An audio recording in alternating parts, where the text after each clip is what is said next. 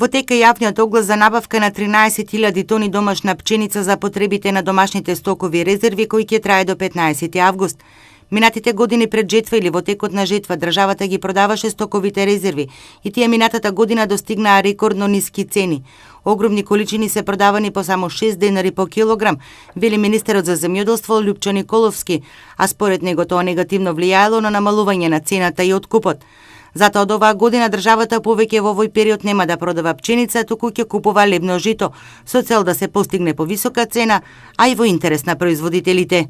И во време на жетва не да се продаваат стоковите резерви, туку во овој период државата да откупува пченица за потребите на стокови резерви и на тој начин да влијае позитивно на зголемувањето на цената. Новина е што годинава за прв пат помалите производители ќе може да продаваат пченица за стокови резерви, бидејќи предвидени се помали лотови. Има 10 лота од по 100 тони и 3 лота од по 4000 тони.